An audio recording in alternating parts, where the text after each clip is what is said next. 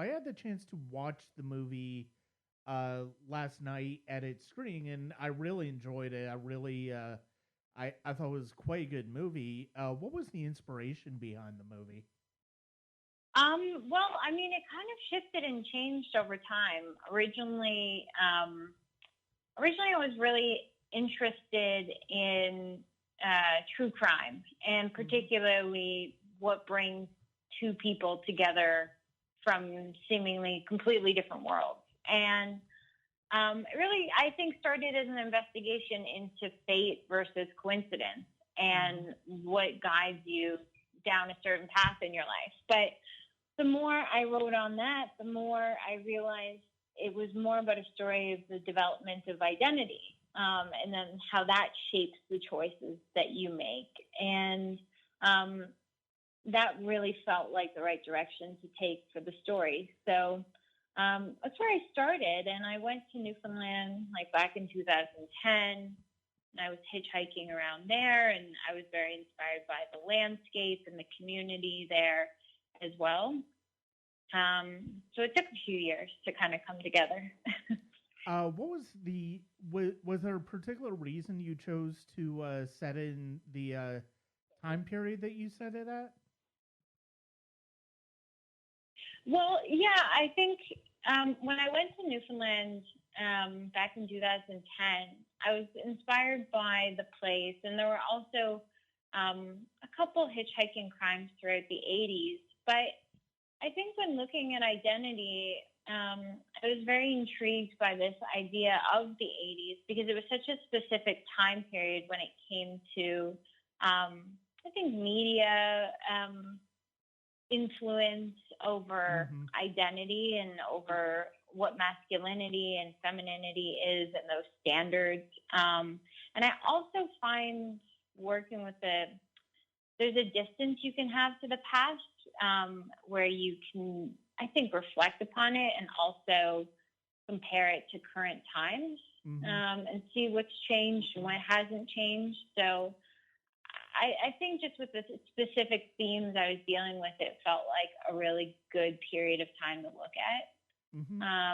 And then other than that, aesthetically, it was really great to work in. And there's just, you don't have to be concerned about devices as well. I think social media and, just the use of cell phones and the internet would have really changed the story. But I was able to almost get to the, brass taps of it in a way, just the basics. Yeah, and I think one of the things that strikes me about Dennis's character in this is that we don't really. It's hard to necessarily sort of get a grasp on him early on, and then when you bring up the notion a bit later in the movie, I think it's about half an hour in or 40 minutes in or so, that he has this fantasy reality that he sort of sees himself in when it comes to women. I mean, I think that's something that especially if you've ever been so awkward around women or just almost intimidated around women, I think when you're younger, I think that's something that does. I think that's something that can take over, and I think one of the interesting things is you do feel like you do almost you sense this possibility of a breaking point with him, but at the same time, there's a possibility for danger, but at the same time, it you know you do sort of come to see that it is more awkwardness on his part. Yeah, well, I think that it's almost like a defense mechanism or a coping mechanism for him to have these fantasies where he can be this sort of charming, affable man and kind of live up to these standards that are, I guess, sort of in society that he can't fulfill. Like he feels emasculated most of the time in his waking life, but in his fantasy life, he can sort of relax into himself. a bit more. But that ultimately is his undoing because it doesn't transfer over to his reality. Yeah. Which obviously causes his alienation and frustration and all of that. Was there a tension that you sort of felt in writing the script to maybe give more of a dynamic between Jackie and Dennis throughout the film before that big scene in the end, or was it something where it was always kind of an idea, it was always kind of the idea that you held on to, this idea of having these two lives basically working in parallel to one another, and they don't really have much of a connection, and then all of a sudden they have this one connection at the end? Yeah, I'm trying to think. I don't think I ever worked on a version where there was more interaction between them. I think there might have even been less at some point. I'm not sure. But no, I think just really the origin of it was how two separate lives find themselves connected. And mirroring their journeys, because I mean, really, Dennis is obviously a grown man, but it's a coming of age story, really, between the both of them. Yeah.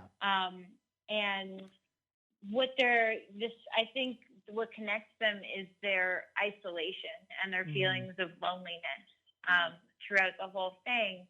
And then at the very end, they serve more so, she serves a purpose for him a bit more than maybe the other way around. But at the end, everything that they've learned and felt and went through, culminates right at the end to obviously lead to a more positive ending, and one in which Dennis might walk away with feelings of hope, or that empathy does still exist in the world for him, or he doesn't need to, do whatever he was going to do. And Jackie, I think, has just more of a sense of herself and realization that the path is always changing, and it's not so much of determining who you are exactly, but rather changing as you go along. Was there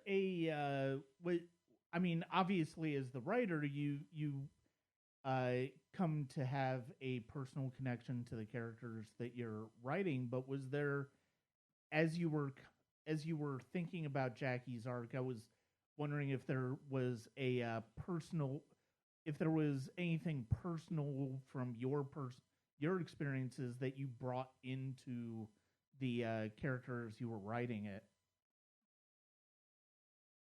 Yeah, I think Jackie was definitely the harder character to write, I think, because she is so much closer to me. Because you start to get, I think, a bit more subjective when it's close to you.